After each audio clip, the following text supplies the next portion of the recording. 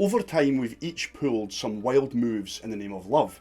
Maybe you've penned a cheesy Valentine's Day poem, or sat through your partner's favourite movie that you knew you would hate. Or you went all out and grabbed some nice flowers from somewhere other than a petrol station forecourt. But these little things don't even scratch the surface compared to what a guy called Carl Tanzler did. Hi folks, I'm Johnny and welcome to The Oddest. Carl's love was next level crazy. Even death couldn't stop him. Get ready for this seriously spine-chilling tale of Carl Tanzler and the lady that he loved, even after she was no longer among the living. This is the story of the real-life corpse bride.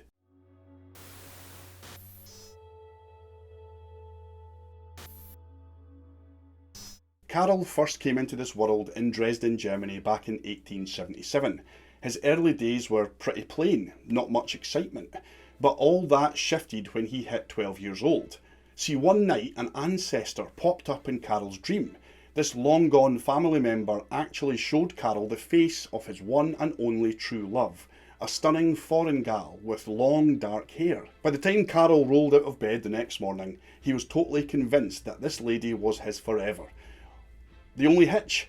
Well, he had zero clue how to track her down. Now fast forward over 40 years and finally he stumbled upon this real life version of his dream woman. During those years in between, Carl grew up, explored the globe and even tied a knot with a lovely lady named Doris Schaefer. They had a couple of kids together, but here's the thing, as much as Carl cared about Doris and his kids, he never could quite shake off the feeling of being let down. She wasn't the dark-haired beauty that he'd been promised in his dream all those years ago. In 1926, Carl, Doris and the kids all packed up and moved to the United States, aiming to start afresh in sunny Florida.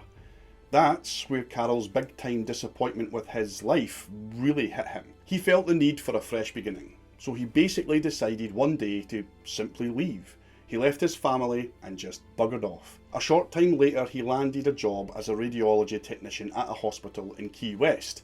He even gave himself a new name, Count Carl von Kossel. Let's jump to April 1930, and that's when things started to get strange.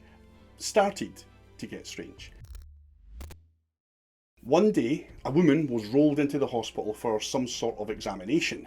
Nothing odd there, considering the fact that it is a hospital. But here's the crazy part. As soon as Carl laid eyes on her, he had a major deja vu moment. She was the exact beauty with dark hair that he had seen in his childhood dream. Imagine Carl's thoughts. His soulmate just casually showed up at his workplace. And, oh boy, was she in for a surprise. Well, according to him. Meet Eleanor, or, as she preferred to go by, Maria Elena Milagro de Hoya. She was a 21-year-old Cuban girl, and if this were some classic romantic comedy, she'd be like the Jennifer Grey to Carl Tanzler's Patrick Swayze. Eleanor was technically married, but her husband left her after she went through a miscarriage. To be honest, Carl couldn't care less about her relationship status, whether she was in a loving marriage, separated, or whatever.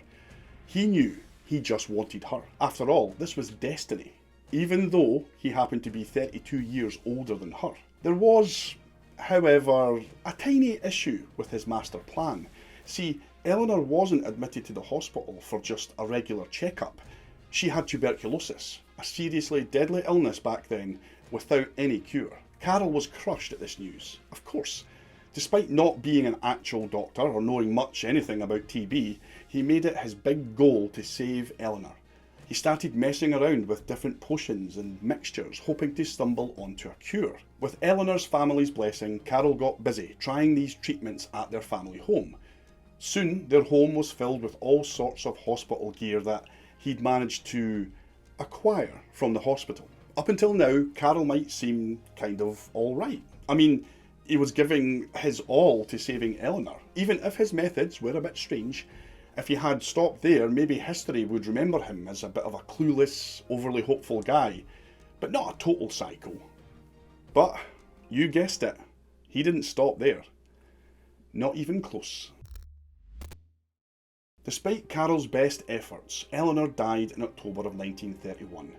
He was so heartbroken that he offered to cover the entire funeral expenses and even pay for a fancy mausoleum in the Key West cemetery. Her family saw this as a sweet move, but in reality, It really should have raised some huge alarms, because little did they know that Carol kept the one and only key to that mausoleum.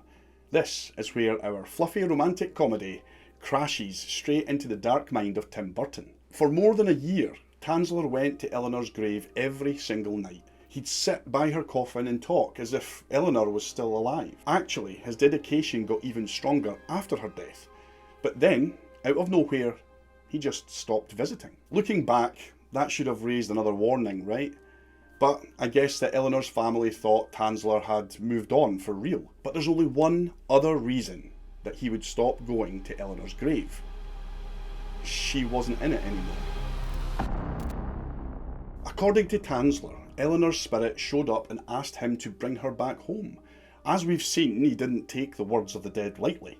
So, in April of 1933, he took Eleanor's body out from its resting place and brought it back to his house. He believed that he would marry her, and death wasn't going to be a problem. I'm so happy I'm back with you, my darling. Very soon, the hour approaches when I will take you home with me. There were some tricky parts with this relationship. See, Eleanor had been dead for a year and a half at this point, and she was, well, deteriorated. To slow down the decay, Tanzler set up a lab at home and got to work. He used coat hangers and wires to keep her body in shape.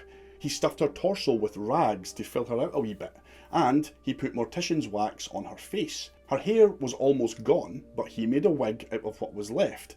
He even replaced her eyes with glass marbles. Tanzler worked hard to keep the body clean and not too stinky. He used strong perfumes and he cleaned it often, but even with all this effort, the smell was still there. When he finished, he had what he wanted. He spent most of his time with Eleanor's corpse, acting like they were newlyweds. He sat her at the dinner table, danced with her, and at night, well, of course all this started to show on Eleanor's body. Her condition was getting worse and her body was rotting. Tanzler wasn't ready to give up though. He covered her skin with cloth, wax and plaster to make her look a wee bit better. He was basically making a doll out of human parts. This crazy situation went on for 7 whole years without anybody knowing. So Eleanor had been dead for almost 9 years by now. It's the part in a wild movie where you leave the theatre because it's just too much. This was no movie though. But Tanzler, well, he didn't want things to continue like this forever. He had a plan to bring Eleanor back to life. Oh, it's alive! It's alive! It's alive! It's alive! No, that wasn't the plan. See, his idea was to launch Eleanor's body into space using a rocket. He believed that radiation would bring her back to life. Yep, that's a pretty crazy plan, but you know Carl. In the end, Carl never found out if his wild plan would have worked. But honestly, let's be real, it wouldn't have. See, rumours started going around Key West about this odd old guy who lived alone. He rarely left his house, except to buy women's clothes and a bunch of perfume. One day, a local kid passing by saw Carl dancing with what looked like a large doll in his living room. We can't really blame the little kid for not thinking something was strange about it all. But other folks were getting suspicious also, especially Eleanor's sister, Florinda. She'd never liked Carl much, and now that this story was all over town, well, she decided to pay him a wee visit in 1940. And let's just say, she was pretty shocked by what she saw. The remains of her sister, now looking 9 years older, dressed up in a dress. The cops were called instantly, and Carl was arrested. An autopsy spilled all the disturbing, gruesome details of this messed up makeover, including things that Carl did. Well, you get it. But here's the thing.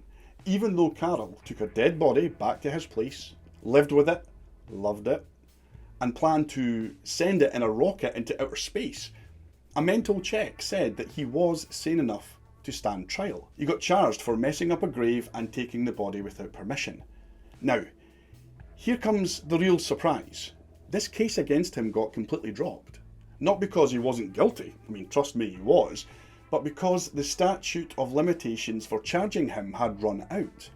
So Carl didn't spend one single day in jail. He even got a bunch of good press and people backing him up. A lot of folks back then thought he was just being well, really romantic. People were really weird in the olden days. Seriously. And one last twist to this crazy story. Eleanor's body didn't get put back in the ground after Carol's grasp was finally broken. Nope. It was put on show at a funeral home. The whole story was in the news and in the press, and loads of folk came to see her. But the word is, he asked if he could have the body back. Well, obviously that wasn't happening. After people lost interest though, Eleanor was finally put to rest again. This time though, in a secret location, just to make sure that old Carol didn't get any funny ideas. As he got older, Tanzler became a US citizen and even wrote a book about his life. Oh, and remember Doris? That was his wife before all this craziness began, the one that he left and had kids with. Well, surprisingly, they stayed friends. You'd think that this would be really awkward, what with him being into a dead body more than her. But nope, she even helped him financially later on. I guess Carol was thankful for this, but he never gave up on his one true love. When Carol passed away in 1952, his body was discovered next to a life-size doll that looked a lot like his corpse bride. Some people have speculated and said that he somehow found where the real Eleanor was buried and switched her with a fake. But there's no real proof for that idea. As our not so great romantic comedy comes to an end, it's more likely that it was just a doll. Either way, Carl Tanzler's life is for sure the weirdest love story that never got told. And hey, it's a good lesson on how not to date, that's for sure. Thanks for watching, folks. I appreciate you taking the time. Stay safe, tell someone that you love them, and remember, always keep smiling.